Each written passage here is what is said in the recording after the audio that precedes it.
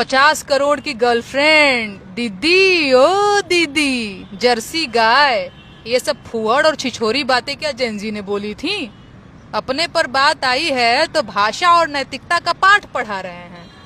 अरे जेनजी तो फिर भी बच्चा है, सुधर जाएगा, बड़ा होकर समझदार हो जाएगा। जंतर मंतर पर जेनजी ने गाली दिया, वो गाली तो लोग बच्चे हैं, बच्चे तो सुधर ही जाएंगे। जो बच्चे जंतर मंतर पर गाली दिए वो तो बच्चे हैं, वो तो सुधर जाएंगे, बच्चे तो सुधर ही जाते हैं।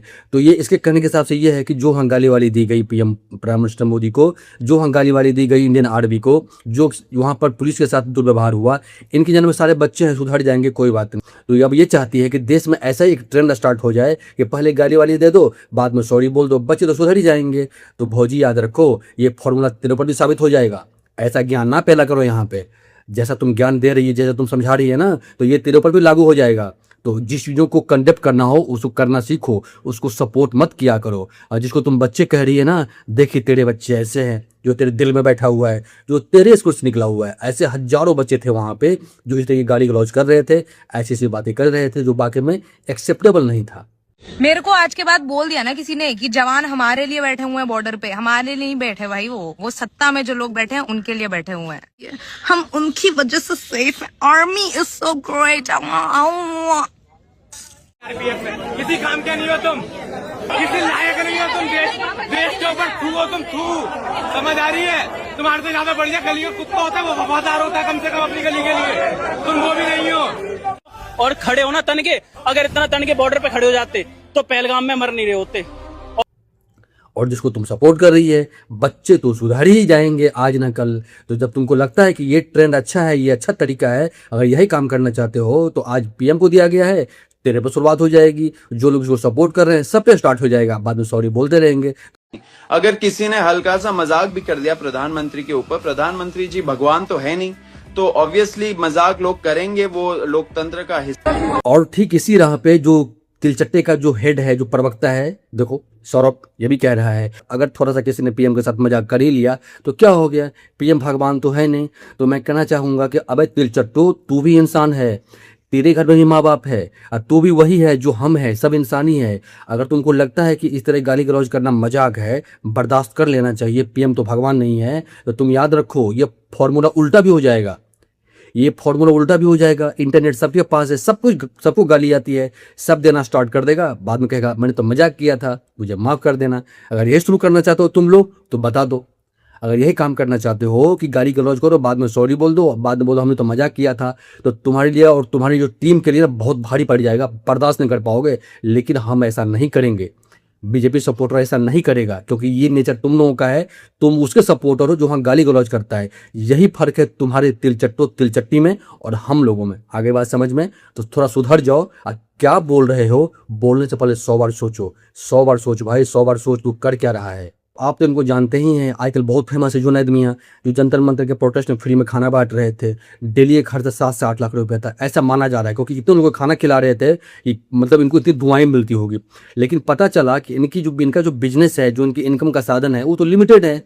तो इतने बच्चों को, इतने लोगों को, इतने तांडव मचा रहा था, उसको खाना खिला कहाँ से रहा था, ये इतने पैसे आ कहाँ से रहे थे। जाहिर सी बात है सरकार तो सवाल तो करेगी। अगर वहाँ पर हम होते तो हमसे भी की जाती, आप होते तो आपसे भी की जाती। अब ये तो हम नहीं कहेंगे ना कि हम मुसलमान हैं, हम क्रिश्चियन हैं, हम हिंदू हैं, हम ये हैं, ये कर रहे हैं, तो हमसे सवाल कर रही है। विक्टिम कार्ड यहाँ नहीं चलेगा बेटा।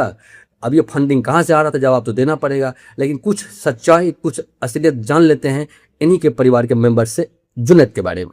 मैं इनका नाजिया का भाई हूँ। जुनैद जो है मेरे बहनों ही लगते थे, तो उन्होंने काफी धर्मांतरण का बना रखा था, इसको मार पिटाई भी करते थे। इसको बराबर विरोध कर रही थी, हमें बताती थी, जानकारी देती थी। तो हमें ईडी साहब राजीव सोमरवाल को भी काफी अपना प्रार्थना पत्र दिए हैं, आप रिकॉर्ड निकलवा सकते हैं वहाँ से पूरा। तो हमने हर चीज की जानकारी दी है। गौ हत्या जो करते थे, अपने घर जो ग्राउंड था घर के अंदर, उसमें ला करके हत्या करते थे। ये जुनैद, जुबैर और शाहनवाज नाम का एक व्यक्ति है कसाई, वो इसको कटान करता था गायों का। और इनके जो भी प्रोग्राम होते थे मदरसे में या धर्मांतरण होता था तो बलि दी जाती थी गाय की।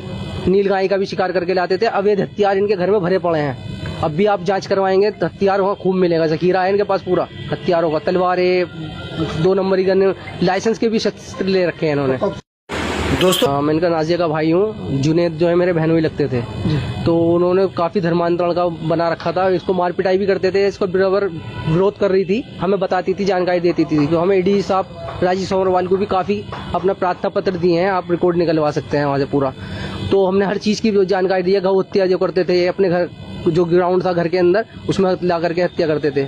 ये जुनेद, जुबैर और शाहनवाज नाम का एक व्यक्ति है कसाई, वो इसको कटान करता था गायों का।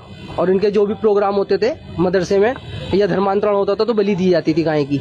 नील गाय का भी शिकार करके लाते थे अवैध। तो मेरे जुनैद भाई, जुनैद भाई, जुनैद भाई, जुनैद भाई, बहुत धर्म का काम कर लिए, बहुत पुण्य कमा लिए भाई जंतर मंतर पे। अब तो तेरे को एक सवाल नहीं, अभी तो पता नहीं तेरे को कितने सवाल के जवाब देने पड़ेंगे। और ये सवाल कोई हिंदू नहीं उठा रहा, ये सवाल तेरे अपने उठा रहे हैं, अपने ही बता रहे हैं बेटा, सब अपने ही बता रहे हैं। और इतना ही नहीं, जितने मौलाना हैं, बहुत सारे ऐसे मुस्लिम समाज से लोग हैं जो भी तेरे ऊपर क्वेश्चन मार्क कर रहा है कि इतनी फंडिंग आ कहाँ से रही थी। इसका भी जवाब तुमको देना ही पड़ेगा समय में। देख लो अभी क्या क्या होता है। बुलाना उन तिलचट्टों को जिसके सहारे तुम कूद रहे थे, कौन बचाता है तुमको। My friends, we fucking won!